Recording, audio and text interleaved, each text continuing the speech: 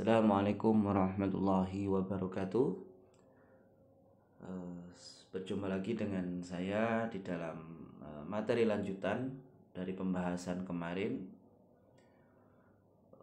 di mana kemarin kita membahas tentang bagaimana peran seorang manajer keuangan menjadi sangat penting, terutama di dalam fungsinya menghubungkan perusahaan dengan pasar keuangan dan pelaksanaan perannya sebagai fungsi pendanaan, kemudian fungsi investasi, dan fungsi kebijakan dividen.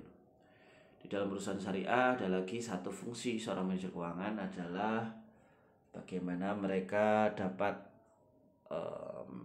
melaporkan dan menyusun kerja tentang adanya dana sosial. Tentunya di dalam mewujudkan fungsi tersebut, suatu bisnis yang dijalankan secara syariah tidak dapat berjalan secara baik sebelum kita juga memahami bagaimana bisnis tersebut dijalankan dengan keberadaan organisasi yang baik. Mari kita mulai materi tentang bentuk organisasi dalam perusahaan syariah. Secara umum ada 3 bentuk organisasi yang dijalankan, yang diperbolehkan dijalankan secara prinsip syariah. Yang pertama adalah perusahaan persorangan, yang kedua adalah bentuk persekutuan atau partnership, dan yang ketiga adalah jenis organisasi bisnis mudharabah. Perusahaan persorangan secara umum ada di setiap sistem ekonomi non sosialis. Dalam bentuk organisasi ini, setiap individu diizinkan untuk mengelola bisnisnya dan sifatnya tidak mengikat. Artinya selama bisnis itu dijalankan oleh orang tersebut dan tidak melanggar prinsip ajaran Islam, maka bentuk organisasi ini diperbolehkan. Yang berikutnya adalah jenis persekutuan atau partnership, merupakan hubungan antara 2 atau lebih untuk mendistribusikan laba dan kerugian atas bisnis yang mereka jalankan. Tentunya di dalam berbisnis dengan orang lain, maka dibutuhkan satu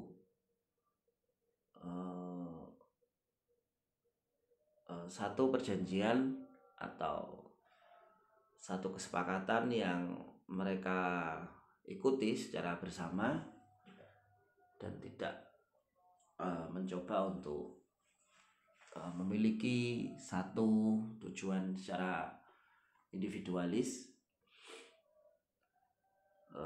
Di dalam pendistribusian modal mereka itu, pendistribusian laba berdasarkan atas keikutsertaan modal yang mereka tanamkan.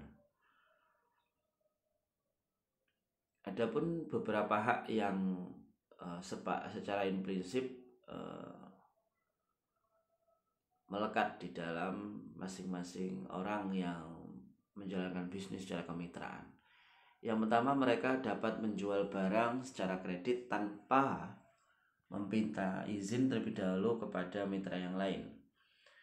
Dan semua mitra dalam hal ini menjadi terikat dengan penjualan barang atau kredit yang sudah terjadi sebelumnya. Artinya ketika si A menjual barang secara kredit, maka si B itu juga terikat di dalam transaksi tersebut, meskipun si A itu tidak meminta izin, karena adanya kesepakatan sejak awal mereka menjalankan bisnis secara bersama-sama, tidak ada unsur keterlibatan tujuan individualis. Yang berikutnya, masing-masing mitra berhak menerapkan semua hak yang dimiliki dan melaksanakan semua aktivitas bisnis yang mereka jalankan. Yang berikutnya adalah masing-masing mitra berhak untuk mendapatkan keuntungan yang kemudian dapat digunakan untuk mengolah bisnisnya secara pribadi. Artinya mungkin karena di awal individu tidak memiliki banyak modal, kemudian mereka menjalin kerjasama secara permodalan, kemudian ketika mereka mendapatkan keuntungan, mereka dapat menjalankan bisnisnya secara pribadi. Jadi ketika mereka punya ego di dalam menjalankan bisnis secara individu, maka melalui keuntungan yang mereka sharing tadi, mereka dapat menjalankan ego bisnisnya secara pribadi. Yang berikutnya adalah secara hak mereka memiliki izin dari semua mitra yang lain. Artinya mereka di dalam prinsipnya itu tidak perlu selalu meminta izin dengan mitra yang lain ketika ingin mengambil satu keputusan yang sifatnya ingin memajukan perusahaan. Yang berikutnya adalah mudharabah, yang merupakan hubungan kerjasama antara dua orang atau lebih, di mana salah satu pihak di sini menjalankan prinsipnya sebagai seorang penyedia modal, yang lainnya itu bertindak sebagai pelaku usaha. Jadi dalam syirkah itu terbagi beberapa jenis organisasi. Yang pertama adalah mudharabah ini berbeda dengan model yang lain, bahwa di dalam mudharabah ini yang satu sebagai pemilik modal, yang satu sebagai pelaku usaha. Hak-hak yang disepakati di dalam menjalankan prinsip organisasi mudharabah antara lain hak untuk mengelola atau membawa modalnya sendiri di dalam bisnis tersebut, hak untuk memperoleh modal dari pihak ketiga untuk menjalankan bisnis, hak ikut serta dalam kerjasama dan pihak ketiga, hak menjual dan membeli barang secara kredit. Barang melebihi total likuiditas bisnis harus mendapat tujuan pemilik modal. Artinya ketika pelaku usaha itu ingin membuat keputusan mendatangkan mesin baru, kemudian mendatangkan bahan baku yang melebihi stok biasanya, maka mereka perlu untuk meminta izin dan beberapa hak yang lain. Kemudian implementasi syirkah di dalam perusahaan, prinsip di sini adalah mereka membangun trust atau kepercayaan antara masing-masing mitra kerja mereka, di mana di dalam mewujudkan satu tujuan mereka tidak hanya mempertimbangkan keuntungan saja. Laba itu tetap mereka gunakan sebagai kemaslahatan umat, bahwa ketika mereka memiliki satu prinsip di dalam mereka menjalankan bisnisnya, mereka dapat melibatkan banyak pihak yang mungkin secara kontinu mereka dapat bekerja sama dengan mereka. Dan prinsip di dalam syirkah di sini mereka selalu memiliki visi bersama. Artinya mereka tidak boleh melenceng dari kesepakatan awal. Artinya mereka sangat menjunjung tinggi sekali aturan-aturan yang sudah mereka sepakati bersama. Kemudian jenis akad yang ada di dalam organisasi, di mana usaha perseorangan mereka memadukan antara harta pribadi dengan aset yang ada di dalam bisnis yang mereka jalankan.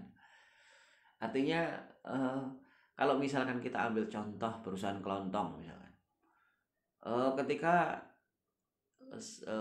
pemiliknya adalah seorang ibu-ibu, ketika mereka menjalankan bisnisnya, mereka membeli barang-barang dari pasar. Kemudian ketika mereka mendapatkan keuntungan, mereka gunakan sebagai modal untuk pemenuhan kebutuhan sehari-hari. Artinya ketika keuntungan itu didapatkan, kemudian mereka menyisihkan sebagian aset yang masuk di dalam modal bisnis, itu masih tidak masalah. Tapi ketika keuntungan plus modal itu juga masuk dalam dapur rumah tangga, nah ini sudah jadi masalah. Artinya mereka tidak bisa membedakan antara harta pribadi dengan aset bisnis yang mereka jalankan. Kemudian di dalam usaha kemitraan itu mereka mencoba memadukan modal dengan keahlian antar perorangan yang ada di dalam bisnis tersebut. Yang pertama, dalam organisasi mudharabah sesuai dengan fatwa DSN tahun 2000, praktik di dalam organisasi ini adalah memadukan antara kepemilikan modal seseorang dengan keahlian dari orang yang lain di dalam menjalankan bisnis tertentu. Artinya keuntungan yang dihasilkan itu disesuaikan dengan rasio yang disepakati. Ketika pemilik modal itu merasa, oh saya hanya menjadi pemodal yang pasif, sedangkan rekan saya menjalankan bisnisnya secara mati-matian, panas-panasan. Oke lah, saya sepakati untuk membagi keuntungan lebih besar ke dia, misalkan 40-60. Saya sebagai pemilik modal 40, yang lainnya sebagai pelaku usaha 60. Nah, artinya jenis akad yang mereka sepakati, yang mereka jalankan di sini adalah bagaimana mereka menjalankan bisnis itu dengan memadukan dua hal yang berbeda tadi. Yang berikutnya adalah musyarakah, di mana di dalam fatwa DSN juga tahun 2000, mereka menimbang bahwa kebutuhan masyarakat untuk meningkatkan kesejahteraan dan usaha terkadang memerlukan dana dari pihak lain. Nah, seseorang yang belum kuat di dalam permodalan, mereka dapat bermitra dengan yang lain. Artinya mereka bersepakat untuk memasukkan sejumlah modal dengan proporsi yang sama untuk menjalankan bisnis yang sama, kemudian membagi keuntungan secara proporsi. Kemudian yang berikutnya adalah kombinasi antara keduanya. Ada kalanya seorang yang memasukkan modal, kemudian yang lain itu menjalankan usaha. Tapi ketika mereka mendapatkan keuntungan, pelaku usaha yang notabene tidak memiliki kepemilikan modal, mereka ikut memasukkan modal. Nah, lambat laun keduanya memiliki proporsi permodalan yang sama. Jadi kemudian muncul orang yang lain yang menjalankan usaha, kemudian juga lambat laun mereka juga memiliki modal dan bisa memasukkan ke perusahaan tersebut. Jadi terus seperti itu. Kemudian ada lagi yang berikutnya adalah perseorangan. Nah, perseorangan ini jenis organisasi yang dijalankan dalam bentuk kepemilikan kepemilikan saham, di mana seseorang yang memiliki saham itu memiliki hak suara di dalam rapat, kemudian memiliki hak dari proporsi saham yang mereka miliki, dan yang lain. Perbandingan mudharabah, musyarakah, dan perseorangan itu terletak pada aspek pembagian keuntungan, kerugian, kemudian kewajiban modal, perubahan nilai aset, dan likuiditas yang mereka miliki. Itu yang bisa saya sampaikan dalam diskusi kali ini. Silahkan meninggalkan pertanyaan jika ada sesuatu hal yang ingin ditanyakan. Terima kasih. Assalamualaikum warahmatullahi wabarakatuh.